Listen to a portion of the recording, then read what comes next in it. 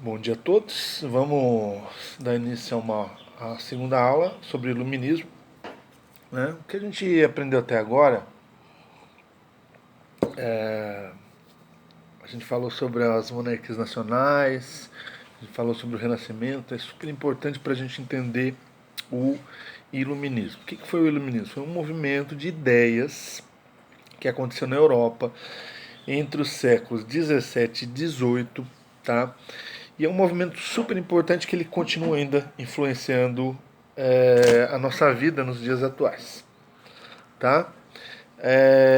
Esse movimento ele surge nesse momento em que as monarquias nacionais estão se fortalecendo, o poder da burguesia cresce e o investimento em várias áreas, como por exemplo a educação, é, se fazem importantes e necessárias, porque quanto mais tecnologia, mais se ganha, né? Dentro da visão capitalista. Então as universidades vão ter bastante incentivo, ter bastante incentivo para a criação, tá, do saber. Esse movimento de ideias é um movimento de pessoas que pensam parecido, é por isso que a gente fala sobre movimento, tá? Mas eles não pensam igual e não estão todo mundo junto, não é como se fosse um clube. São várias pessoas pensando mais ou menos coisas semelhantes que podem ser abarcadas dentro de uma característica que é comum a todos eles. Né? Para o iluminista, a razão é o valor supremo. Né? Então, só por meio da razão, da aplicação da razão, ou seja, de pensar, é que a humanidade chegaria ao esclarecimento sobre ela mesma. Ou seja, o iluminismo, a ideia do iluminismo é iluminar, tá? Para eles, a maioria das pessoas estava mergulhada na ignorância, no fanatismo religioso. Então eles precisavam contrapor com a questão da razão, tá? Para os iluministas devia se duvidar de tudo, tudo que era aceito assim, né? Todas as tradições elas tinham que ser não necessariamente quebradas, né? Mas elas tinham que ser questionadas, né? Então era uma coisa de ir contra o poder vigente. Então dessa forma o iluminismo ele vai acabar fazendo uma crítica ferrenha à monarquia, né? A monarquia absolutista.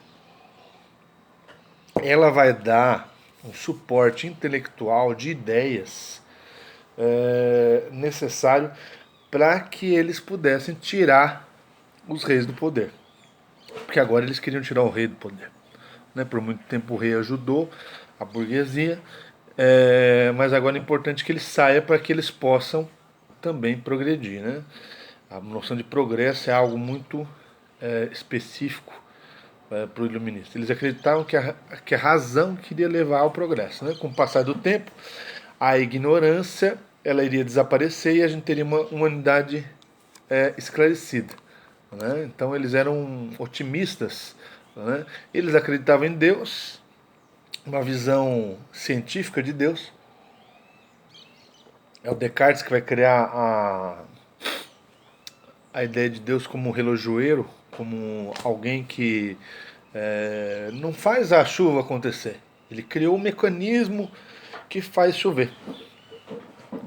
Né? Criou um mecanismo que vai chover. Então, ele seria a pessoa que faz a obra perfeitamente. A ideia do relógio, né, tem a ver com a questão de que todas as peças elas têm que funcionar juntas, extremamente encaixadas para que a coisa funcione. Né?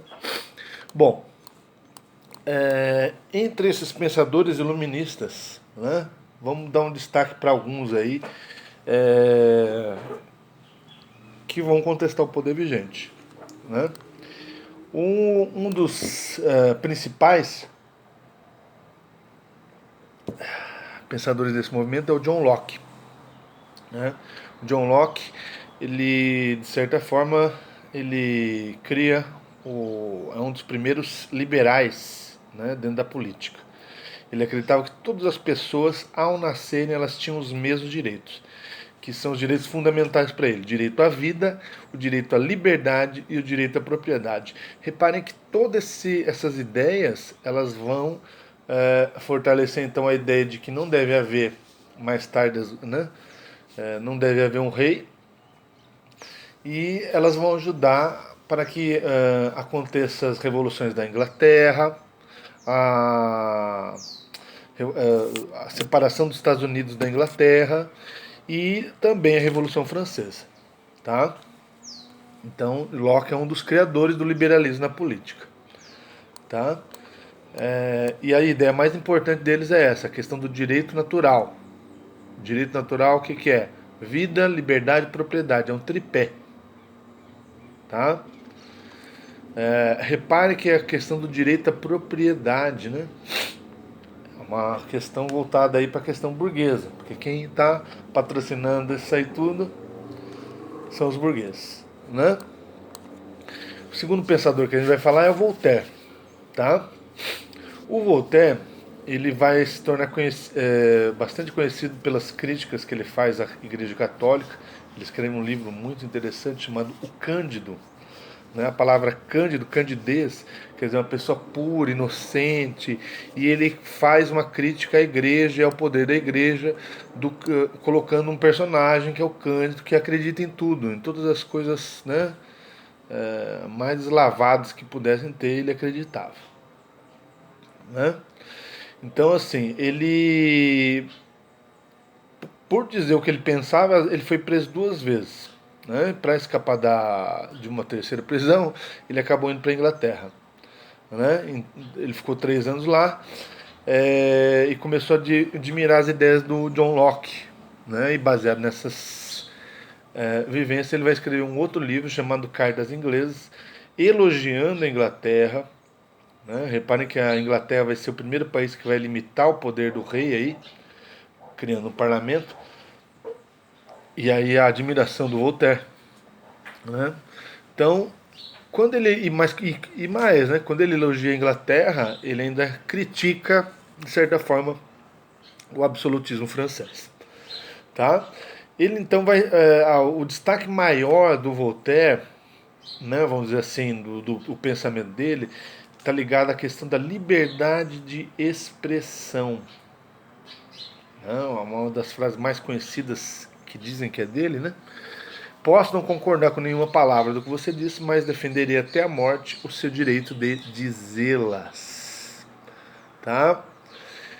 O terceiro pensador, existem vários pensadores, tá? Mas no caso aqui para vocês, né, nível da escola, acaba que a gente tem que trabalhar com. Agora ficou menos luz, né? Acaba que a gente tem que trabalhar com os mais gerais, mais conhecidos, né? Então o terceiro cara aqui que a gente vai falar, e ao mesmo tempo é importante vocês repararem o seguinte: o pensamento desses pensadores, ele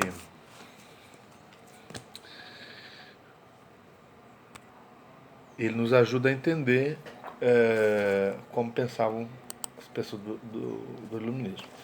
O terceiro autor é o Montesquieu. Montesquieu é um jurista, tá? Um jurista quer dizer que ele é um cara do direito, e ele escreve um livro extremamente importante e que nos afeta até hoje, porque o livro é O Espírito das Leis, né? Ele vai defender a ideia de que as pessoas quando tem poder, elas tendem a abusar dele. Então a gente precisava evitar a concentração de poder na mão de uma só pessoa. Né? E aí o que ele fez? Ele pensou em dividir, né, os poderes. Né? Na verdade, Hamilton e James Madison dos Estados Unidos, né, inspirado nessas ideias, vão formular a teoria da divisão dos poderes em 3: do executivo, o legislativo e o judiciário, e cada um independente do outro, tá? Então, segundo a teoria do Montesquieu, o governo só funcionaria bem se fossem divididos esses três poderes e eles fossem autônomos, ou seja, um não mandasse no outro. Né? Se mandasse, acabaria sendo igual à monarquia absolutista, onde o rei manda em tudo. Tá? Dessa ideia vai nascer, daqui nasce a ideia da monarquia constitucional, a monarquia com a Constituição. Tá? Então, o destaque principal do Montesquieu é a criação da teoria que deu origem à divisão dos três poderes. Tá? O quarto pensador aqui é o Rousseau. Tá? O Rousseau, o principal livro dele é o Contrato Social. Então, é um livro onde ele vai falar que ele defende, né, a ideia de que a vontade geral, a vontade de todos, ela é soberana, o povo é soberano. É uma ideia que está presente hoje na nossa Constituição. Né? Todo o poder emana do povo, está lá escrito. Né? Então, para o Rousseau, se o governo que foi escolhido pelo povo ele não estiver representando, o povo deve substituí-lo, deve retirá-lo. Dessas ideias dele que vem a ideia do impedimento, do impeachment. Né? E essas ideias vão influenciar vários movimentos revolucionários fora da França. Né? Eles vão influenciar a Revolução Francesa, eles vão influenciar a Conjuração Baiana e a Conjuração Baiana e a Inconfidência Mineira. Tá? Então, assim, ele acreditava na ideia de que o ser humano ele nascia bom e a sociedade ia corromper ele. Né? Ele achava que as crianças, então, deviam ser mantidas no seu estado natural de inocência. A inocência é aquilo que possibilita. Enfim, as crianças devem ser colocadas no seu estado de inocência, porque a sociedade corrompe. Essa é uma boa discussão a ser feita. Né? Será que a gente nasce bom? Ao mesmo tempo, será que a gente nasce ruim? Tem gente que pensa assim, né? Então Rousseau lá no século XVIII já pensava dessa forma, que o homem nasce bom. Então quer dizer, se ele pensava assim é porque existiam outros tipos de pensamento, né? Principalmente ligado à Igreja Católica, porque havia uma ideia de pré-determinação do destino, né? Deus sabe tudo, Deus sabe o que vai acontecer, então tudo está predeterminado, tudo está escrito. Tá? Os iluministas, eles pretendiam fazer como eles trabalhavam com a questão da razão, eles tinham a pretensão de abarcar todo o conhecimento e dividir ele com a humanidade. Então, pensando nisso, nós temos dois grandes pensadores iluministas, que é o Denis Diderot e o filósofo Jean d'Alembert, que eles vão coordenar uma edição da primeira enciclopédia. A ideia da enciclopédia era abarcar todo o conhecimento que o homem tinha produzido até agora. Né? Coisa bem difícil de acontecer. Tá? Bom, mas de qualquer forma, a ideia da enciclopédia era de abarcar todo o conhecimento. Naquela época era mais fácil, né? Tinha pouco conhecimento. Iluminismo na economia. Né? Vamos falar um pouquinho sobre isso que é importante aqui. Tá? Os iluministas eles criticavam o mercantilismo. Uma pausa aqui para falar sobre mercantilismo. Chamava-se de mercantilismo várias práticas que aconteciam, tá? Que era desde, por exemplo, controlar a balança comercial, né? Tipo, vender mais do que comprar, guardar ouro, a ideia de que o ouro era grande riqueza, tá? E que a gente deveria guardar esse ouro, é o lastro. Hoje o ouro ainda é o lastro de muitas economias que tem por aí, né? Estados Unidos e tudo mais. Os Estados Unidos tem o Fort Knox, onde eles guardam ouro e tal. Bom, mas de qualquer forma, surgiu outros pensadores da economia. Como Adam Smith, que vai pensar assim, não, o importante é o investimento. O quanto que eu posso investir. Ou seja, não é o quanto que eu posso guardar de ouro. É quanto que esse ouro pode render. Porque quando o cara vai emprestar um dinheiro, ele pega lá e empresta. Você vai lá e deixa guardado R$ 1.000 num banco. O cara do banco, ele pode emprestar R$ 10.000 tendo como garantir os seus R$ 1.000. Então o cara ganha muita grana. Né? Então a gente pode dizer que na economia nós tínhamos dois caminhos que eram considerados iluministas. Né? Os fisiocratas, tá? O fisiocrata era aquele cara que acreditava que a riqueza estava na terra, tá? Então o governo ele não deveria intervir na produção, no comércio das mercadorias. A gente simplesmente planta e depois vende, né? E a ideia do Adam Smith, né? Que na verdade só o trabalho cria riqueza. Essa é uma ideia importante. Né? O que esses caras queriam? Eles queriam livre concorrência, livre comércio entre as nações. Não havia, porque elas tinham várias taxas, né? Cada um querendo proteger o seu. A Inglaterra quer proteger a sua indústria. Então o que ela faz? Ela aumenta a taxa dos outros países. O cara lá na Inglaterra tem um cara que vende tecido. E em Portugal tem um cara que vende tecido. Então o tecido português ele tem que ser mais caro que o tecido inglês. Para quê? Para que as pessoas comprem o tecido inglês. Então é uma questão de proteger, tá, o mercado. Bom, sobre o iluminismo é isso que a gente vai falar aqui, tá? Então vocês leiam aí o capítulo do livro também, tá?